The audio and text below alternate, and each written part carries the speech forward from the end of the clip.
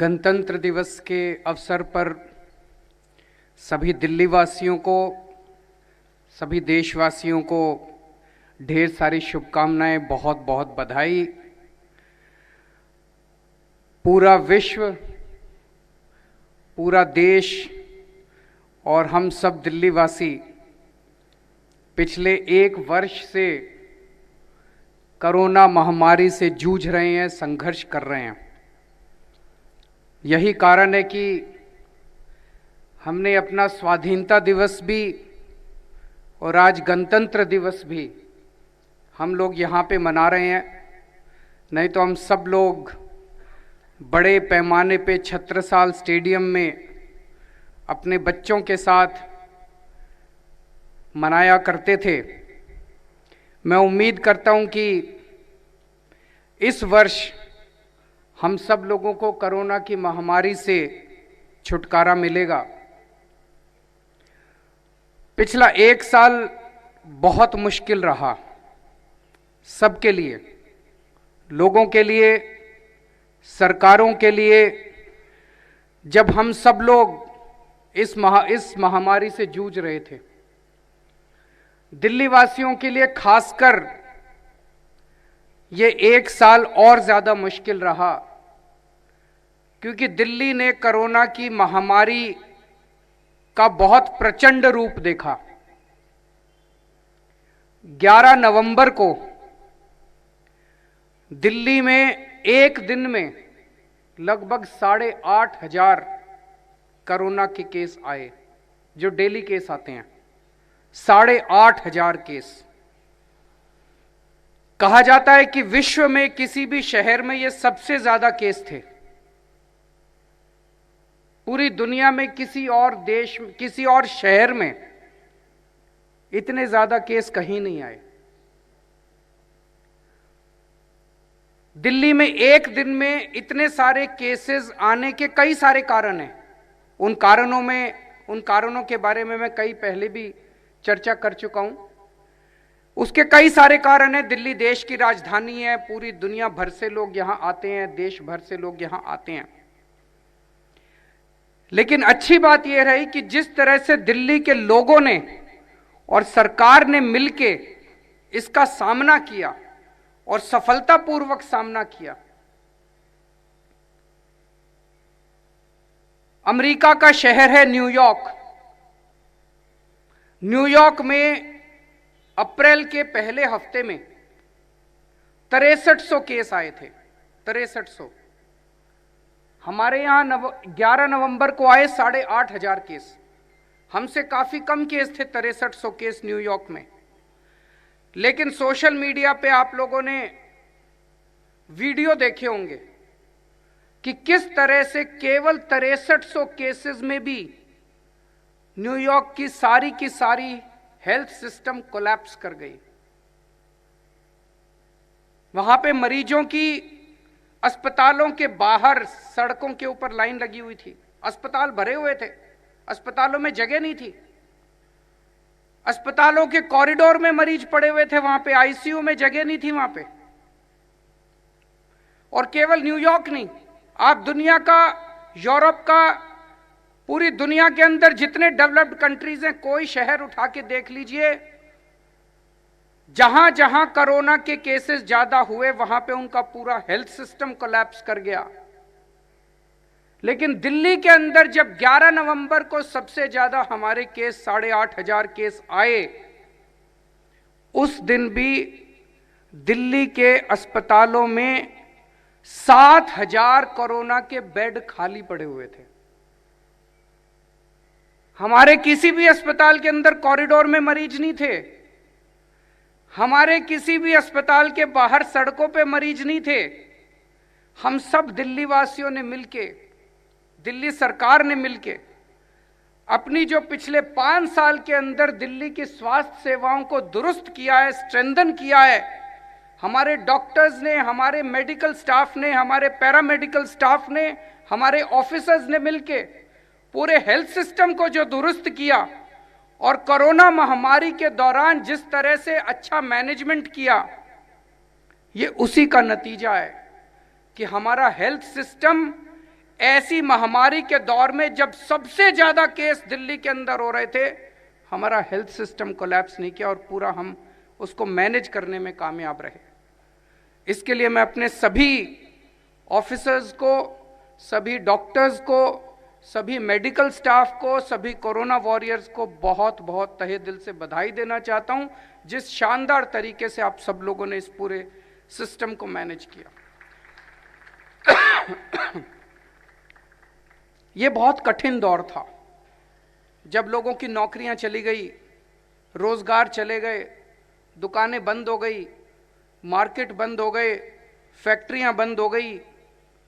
सरकारों के लिए भी बड़ा मुश्किल दौर था, टैक्स आना बंद हो गया, बड़ी चिंता होने लगी कि तनख्वाह कैसे देंगे। लेकिन ऐसे दौर के, ऐसे कठिन दौर में मुझे बेहद खुशी है कि हम सब दिल्ली वासियों ने मिलकर इस कठिन दौर के अंदर भी स्थिति को संभाला।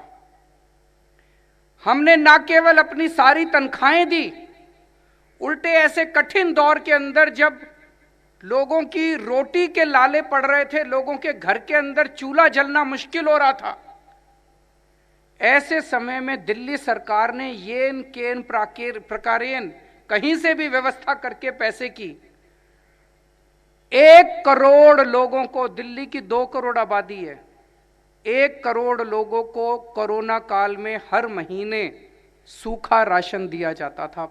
5 किलो प्रति व्यक्ति के हिसाब से सूखा राशन हर महीने दिया गया 1 करोड़ लोगों को।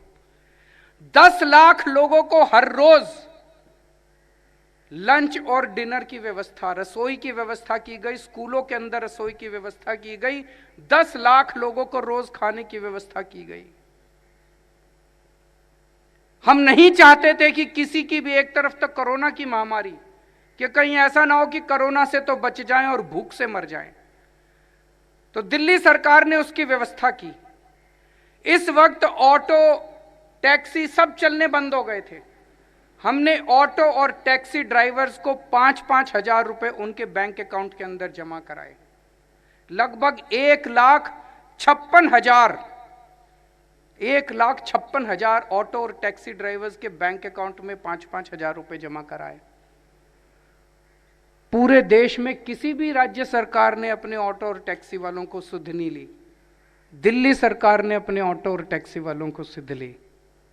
हमने लगभग 44,000 कंस्ट्रक्शन वर्कर्स, मजदूरों के खातों में 10-10 हजार रुपए जमा कराए।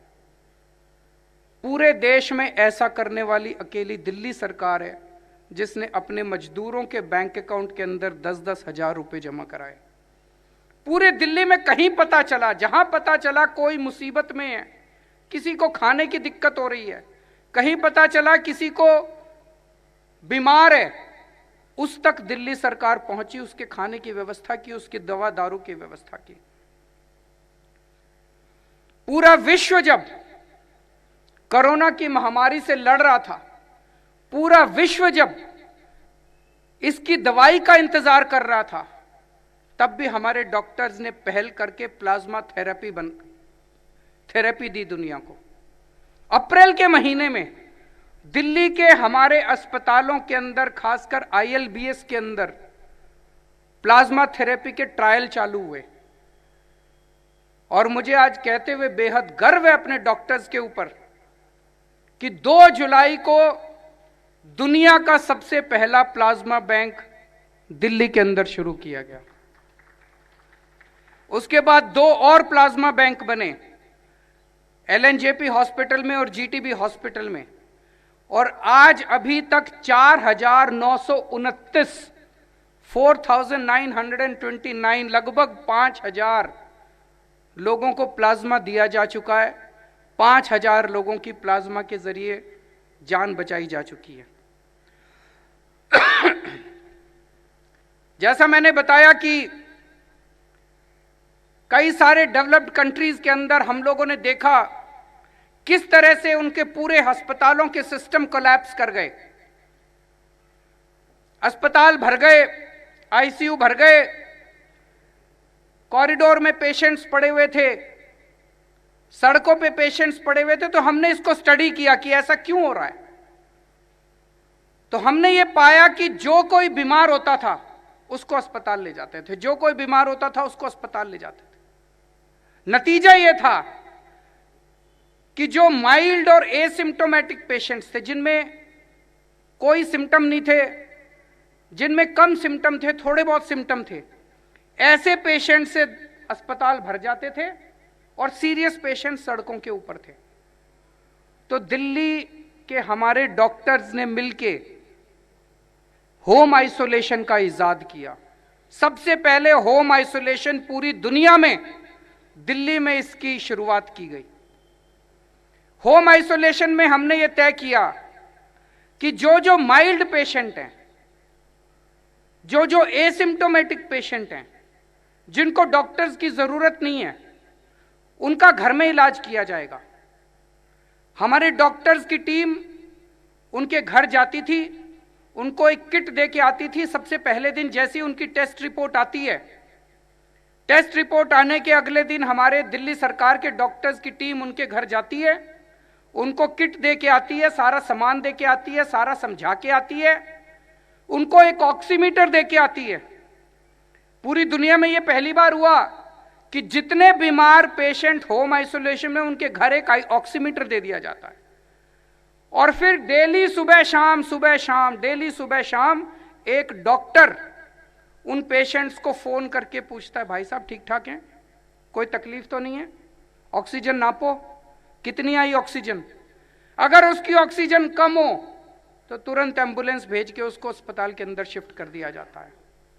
नतीजा ये हुआ कि हमारे होम आइसोलेशन में मुश्किल से कुछ एक मृत्यु हुई और अभी तक 3,12,425 3 लाख से ज्यादा पेशेंट्स हमारे होम आइसोलेशन के अंदर ट्रीट हो चुके हैं। और दिल्ली ने जब से होम आइसोलेशन की प्रक्रिया शुरू की, देश भर में नहीं दुनिया भर के अंदर होम आइसोलेशन की इस प्रक्रिया को दिल्ली से सीख के बाकी सारी दुनिया ने इसको अडॉप्ट किया।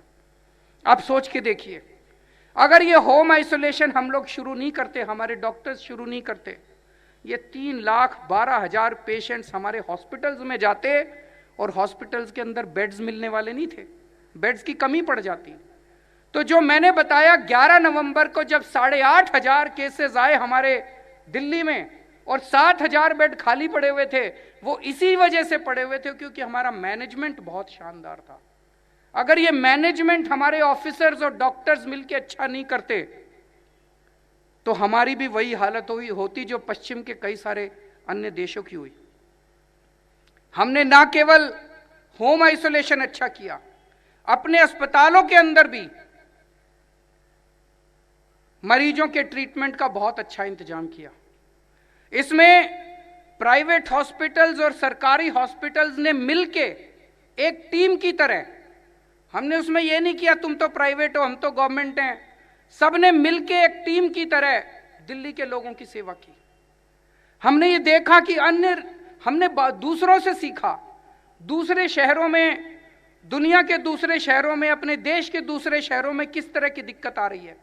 हमने देखा कि कई जगह जब सरकारों ने ऊपर से आदेश जारी कर दिए, बिना पूछे, बिना लोगों को कॉन्फिडेंस में लिए आदेश पे आदेश जब सरकारों ने जारी कर दिए, तो कई प्राइवेट अस्पताल वाले अस्पताल पे ताला लगा के घर चले गए, बोले जी हम तो नहीं करते। कई प्राइवेट अस्पतालों के डॉक्टर और नर्स अपने अपने घर चले गए, बोले जी हम तो नहीं करते। दिल्ली के अंदर हम लोगों ने उनके साथ बैठ के एक एक ऑर्डर जारी किया, उनको कॉन्फिडेंस में लेके एक एक ऑर्डर जारी किया, उनको डिसीजन मेकिंग का हिस्सा बनाया। इसीलिए प्राइवेट अस्पताल वालों ने हमारा कदम कदम पे सहयोग किया। इसके लिए आज मैं प्राइवेट हॉस्पिटल्स का भी बहुत बहुत शुक्रिया अदा करना चाहता हूं, उसमें भी काम करने वाले सभी डॉक्टर्स और नर्सेज का भी शुक्रिया अदा करना चाहता हूं। हमारे सरकारी अस्पतालों ने बहुत शानदार काम किया।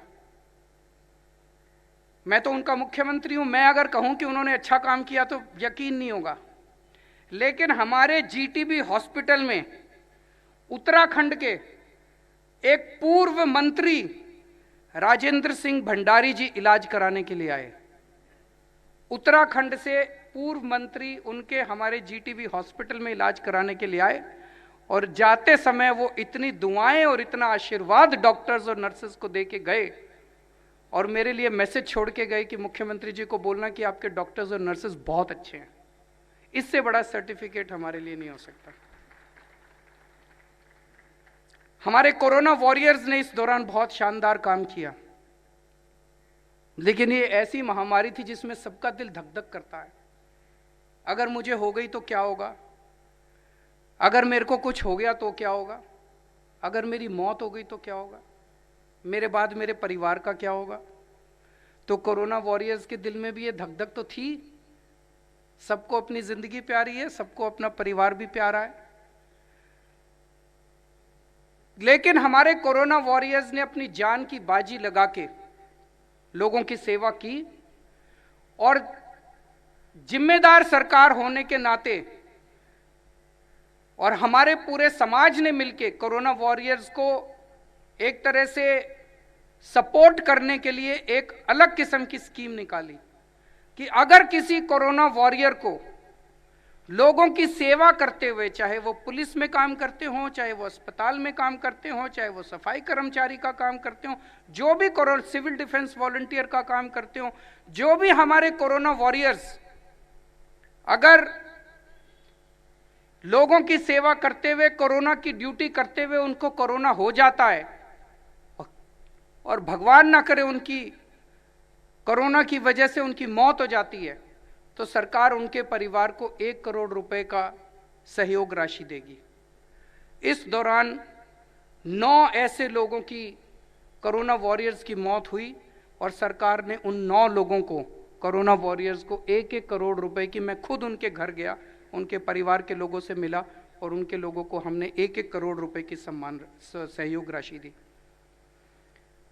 जैसा मैंने बताया, सरकार के लिए बहुत कठिन समय था। हमारा टैक्स आना बंद हो गया था। लोगों को चिंता लगने लगी कि ये जो बिजली फ्री मिलती है ये बंद तो नहीं हो जाएगी, ये जो पानी फ्री मिलता है ये बंद तो नहीं हो जाएगा, कोरोना का पैसा नहीं आ रहा, अखबार में पढ़ते थे टैक्स नहीं आ रहा सरकार का। लेकिन हमने जो भी किया, अच्छा मैनेजमेंट करके, अच्छा फाइनेंशियल मैनेजमेंट करके हमने इंश्योर किया कि लोगों की बिजली और लोगों को पानी जो दिल्ली के अंदर फ्री मिलता है वो फ्री मिलता रहा। आप लोगों की जानकारी के लिए बता दूं, पिछले बिलिंग साइकिल में दिल्ली में टोटल 52 लाख डोमेस्टिक कंज्यूमर्स हैं दिल्ली में। पिछली बिलिंग साइकिल में इन 52 लाख में से 38 लाख परिवारों के जीरो बिजली के बिल आए हैं। 38 लाख परिवारों के 52 लाख में से 73% दिल्ली के जीरो बिजली के बिल आए हैं। 73%। हमारी सरकार बनने के पहले मेरे को याद है 2014 की गर्मियां, 2014 की गर्मियों में मेरे को याद है 7-7, 8-8 घंटे के पावर कट लगा करते थे। पिछले 6 साल में दिल्ली के लोगों के लिए समुचित बिजली का इंतजाम किया।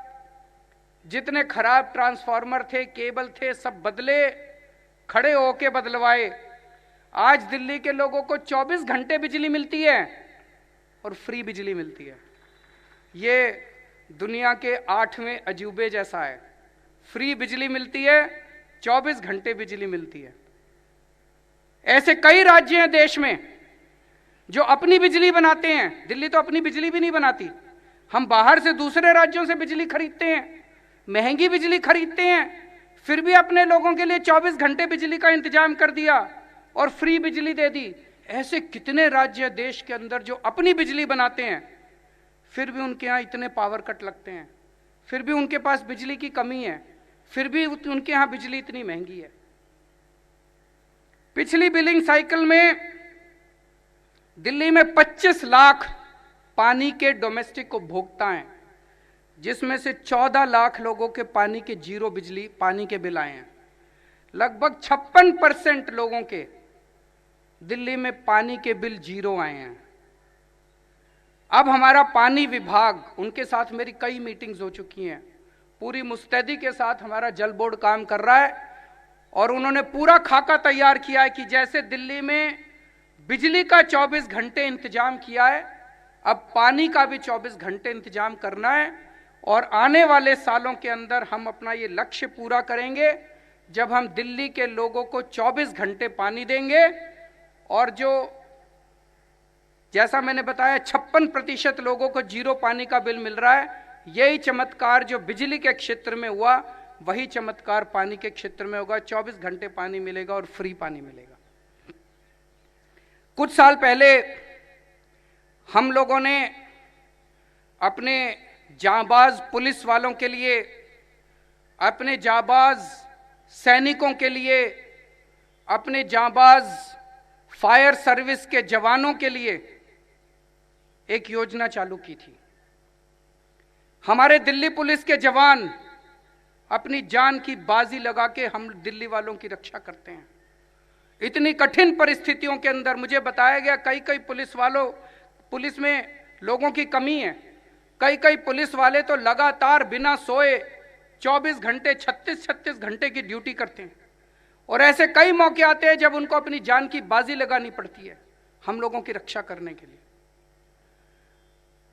हमारे सैनिक बॉर्डर के ऊपर दुश्मन के साथ लड़ रहे हैं और दुश्मन के साथ लड़ते हुए अपनी जान की बाजी लगा के हमारे देश की रक्षा करते हैं। हमारे दिल्ली फायर सर्विस के जांबाज हमारे दिल्ली में कहीं भी आग लग जाए उस आग के अंदर घुस के उस आग को बुझाने की कोशिश करते हैं और कितने लोग शहीद हो जाते हैं। हमारी सरकार बनने के पहले इनकी तरफ कोई ध्यान नहीं दिया जाता था। मुझे बताया गया कोई योजना होती थी जिसमें एक सिलाई मशीन उसके परिवार को दी जाती थी। उसके बाद हमने तय किया कि 1 करोड़ रुपए की सम्मान राशि, वैसे तो अगर किसी की जान चली जाए तो उसकी कोई कीमत नहीं होती और एक हमारा जवान हीरे के समान है, उसकी कोई कीमत नहीं होती, लेकिन उसके परिवार को यह लगना चाहिए कि यह देश और यह समाज उनका सम्मान करता है। तो उनके 1 करोड़ रुपए की सम्मान राशि देने का सरकार ने निर्णय किया। पिछले कुछ सालों के अंदर जब से ये स्कीम लागू हुई है, हम 19 दिल्ली पुलिस के जवानों को 1 करोड़ रुपए की सम्मान राशि दे चुके हैं। 6 फायर सर्विस के जवानों को ये राशि दी जा चुकी है और 3 बॉर्डर के ऊपर दिल्ली के रहने वाले सैनिकों के शहादत के बाद सम्मान राशि दी जा चुकी है। अगले मुझे कहते हुए बड़ी खुशी है कि मार्च के महीने तक एक बहुत ही बड़ी योजना, जो हमारा एक सपना थी कि गरीबों को जो सरकार राशन देती है, गरीब आदमी को राशन की दुकान पे जाना पड़ता है, लाइनों में लगना पड़ता है, कई बार राशन की दुकान खुलती नहीं है, कभी कभी राशन की दुकान वाला बदतमीजी करता है, कभी कभी उसको पूरा राशन नहीं मिलता, 100 तरह की समस्याएं होती थी। मुझे खुशी है कि मार्च के महीने तक door step delivery of ration चालू कर दिया जाएगा, जिसमें सरकार अब लोगों को राशन की दुकान पे आने की जरूरत नहीं पड़ेगी। अगर आपको 25 किलो गेहूं और 10 किलो चावल मिलना है तो 25 किलो की एक शानदार पैकिंग में आपकी साफ सुथरी गेहूं या आटा और 10 किलो चावल की एक बोरी बना के आपके घर डिलीवर करा दी जाएगी। आपको किसी दुकानदार के पास जाने की जरूरत नहीं है, कहीं लाइनों में लगने की जरूरत नहीं है। मुझे लगता है अपने आप में ये एक बहुत ही क्रांतिकारी कदम होगा पूरी राशन व्यवस्था को बदलने के लिए। हमारे हेल्थ डिपार्टमेंट ने काफी गजब का काम किया है, खासकर पिछले 1 साल में, और इस साल आने वाले साल में हम हर दिल्ली के नागरिक के लिए, दिल्ली में रहने वाले नागरिक के लिए हम हेल्थ कार्ड इशू करने जा रहे हैं। वो हेल्थ कार्ड ऐसा होगा कि आप किसी भी अस्पताल में, सबसे पहले हम सरकारी अस्पतालों से शुरू करेंगे, किसी भी अस्पताल में उस हेल्थ कार्ड को ले जाइए, आपका एक हेल्थ आईडी होगा, आपको कोई पर्ची ले जाने की जरूरत नहीं है, कुछ नहीं है, आपका सारा पुराना रिकॉर्ड उस हेल्थ कार्ड के अंदर होगा। आपके जितने टेस्ट हुए, जितने एक्सरे हुए, जितनी आपको बीमारियां हैं, उसकी सारी हिस्ट्री उस कार्ड के अंदर होगी। अब आपको अस्पताल में जब जाते हैं तो लाइनों में भी खड़ा होने की जरूरत नहीं पड़ेगी। आप डॉक्टर से ऑनलाइन या फोन करके अपॉइंटमेंट ले सकते हैं। आप अपनी अपॉइंटमेंट के टाइम पे जाइए और आपको कोई लाइन पे खड़े जरूरत नहीं है, आपको सारी वहां पे डॉक्टर आपका इंतजार करता हुआ मिलेगा। तो पूरा का पूरा हेल्थ सिस्टम दिल्ली का पहले सरकारी अस्पतालों से शुरू करेंगे, उसमें सारे मोहल्ला क्लिनिक, सारे अस्पताल, सारे पॉलीक्लिनिक, सारी डिस्पेंसरी, सारे सोसाइटी वाले हॉस्पिटल्स, सबको ऐड किया जाएगा और उसके बाद सारे प्राइवेट हॉस्पिटल्स को भी बाद में इसमें ऐड किया जाएगा। तो ये हमारा हेल्थ मैनेजमेंट इंफॉर्मेशन सिस्टम इस साल के अंत तक बन के तैयार हो जाएगा। यमुना की सफाई के लिए दिल्ली जल बोर्ड पूरी मशक्कत के साथ लगा हुआ है और मुझे पूरा उम्मीद है, उनके साथ कई सारी हमारी मीटिंग्स हुई है और मुझे पूरी उम्मीद है कि जो सपना दिल्ली के लोगों का कई सालों से था, वो सपना अगले कुछ सालों के अंदर जरूर पूरा होगा। इसके अंदर जितने भी प्रोजेक्ट्स हैं, अब सारे प्रोजेक्ट्स टाइम पे चल रहे हैं। झुग्गी वालों को मकान देने की पूरी योजना हमारी बड़ी तेजी से चल रही है। उनके लिए कई मकान बन चुके हैं। इसमें मेरा सब लोगों से मैं सहयोग चाहता हूं। कहीं कहीं पे झुग्गी के लोग मकानों में शिफ्ट होने में थोड़ा कतराते हैं। उन लोगों से मैं निवेदन करना चाहता हूं कि झुग्गी में आपकी ज़िंदगी जो है वो कोई अच्छी ज़िंदगी नहीं है, आपके बच्चों की अच्छी ज़िंदगी नहीं है। दिल्ली सरकार आपके लिए अच्छे फ्लैट्स बना के दे रही है, सब लोग फ्लैट्स में शिफ्ट हों। कई सारे फ्लैट्स बन चुके हैं और पिछले कुछ दिनों में मेरी कई सारी मीटिंग्स हुई हैं हमारे ऑफिसर्स के साथ। आने वाले कुछ वर्षों के अंदर मैं उम्मीद करता हूं कि झुग्गी वालों को सबको हम फ्लैट्स देने में कामयाब होंगे। मैं भगवान से प्रार्थना करता हूं कि पिछला साल जो महामारी का गुजरा, वो महामारी से सारी मानव जाति को मुक्ति मिले और ये वाला साल फिर से हम अपनी नॉर्मल जिंदगी शुरू कर सकें। वैक्सीनेशन का काम शुरू हो गया है।